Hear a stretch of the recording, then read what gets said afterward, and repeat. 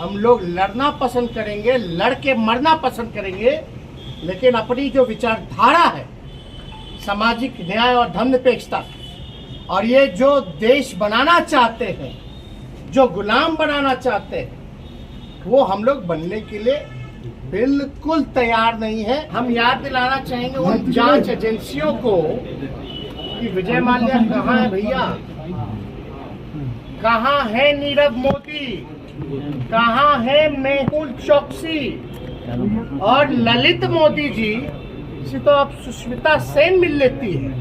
Loan लेकर के जो भागे, यानी बैंक जिससे नुकसान में आ गई, घाटे में आ गई, कई बैंकें बंद हो गई, आज उसको कोई नहीं ढूंढ रहा।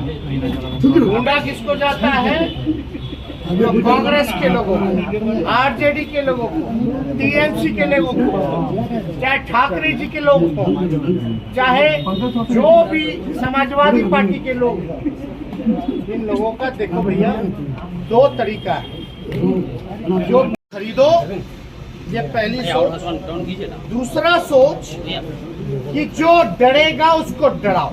यही दो सोच से भाजपा काम कर रही है और अफसोस है, तरस है, आता है हमको उस जांच एजेंसियों पे कि आज एक गुलाम के रूप में लोग काम कर रहे हैं। और मैं दावे के साथ कह सकता हूँ कि जो जांच अधिकारी इन सारी चीजों में लिप्त हैं, जो विपक्षी नेताओं के यहाँ झूठा मुकदमा करके फंसाने का काम करते हैं, उनका प्रमोशन तुरंत हो जाता है।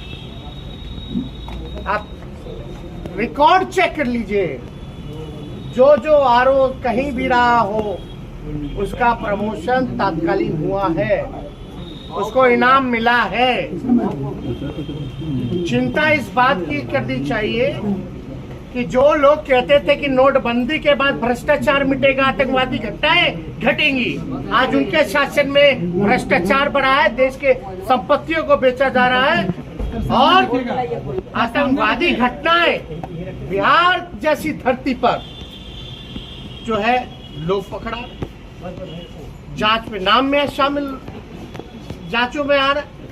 तो ये कहीं ना कहीं से जो लोग दावा करते थे, आप बताओ 25-25 करोड़ 50-50 करोड़ रुपए नगद बरामद हो रहा है, तो आप कल्पना कीजिए कि इनका झूठा वादा था कि नहीं था डिमोनेटाइजेशन का, नोटबंदी का। ये बीजेपी के लोग देश को नहीं चला रहे, ये देश को आगे नहीं बढ़ा रहे, ये आरएसएस के एजेंडे पर मनुस्मृति को लागू करना चाहते हैं, जो कि और देश में जो जहर जो बोया जा रहा है, यानी असल मुद्दे पे चर्चा ना हो, आज बेरोजगारी पे बात ना हो, आज महंगाई पे बात ना हो, किसान पे बात ना हो, नौजवान पे बात ना हो, शिक्षा स्वास्थ्य पे बात ना हो। आप जैसे जो पत्रकार हैं, नौजवान हैं, पढ़े लिखे हैं, आज दिन रात मेहनत करके यहाँ हैं, कितना कमा लेते हैं? 15,000। कितना खर्च होता है? कितना खर्चा? कुछ नहीं बचता आप लोगों के पास। जब आप लोग जो मिडिल क्लास फैमिली है या लोअर मिडिल क्लास फैमिली है, उसकी स्थिति ये हालत है महंगाई में, तो जो जमीनी स्तर पे जो गरीब गुरबा है, आप कल्पना कीजिए कि उसकी क्या स्थिति होगी, उसका घर कैसे चलता होगा। तो घर में बीमार पड़ जाए तो इलाज। तो इसलिए 7 तारीख को हम लोगों का पूर्व में ही निर्धारित कार्यक्रम रहा है महागठबंधन का।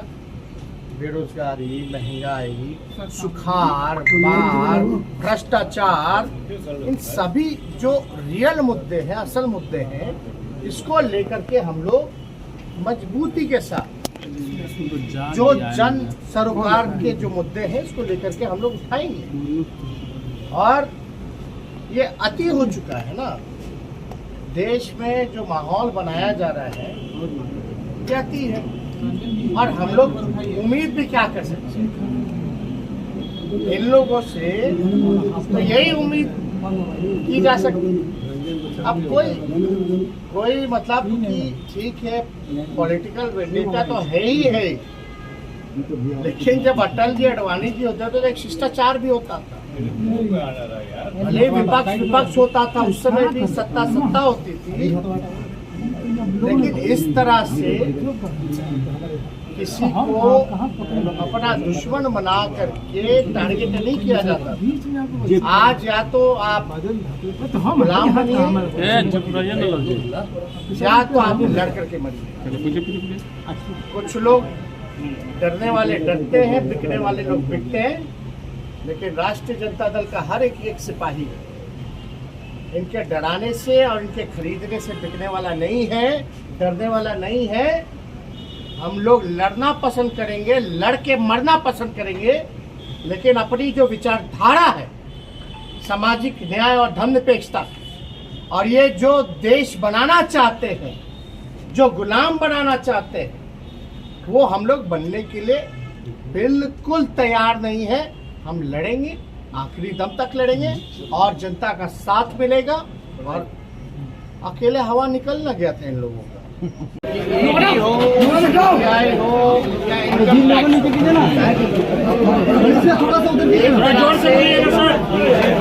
पार्टी का प्रकोष्ठ के रूप में काम करती है और ये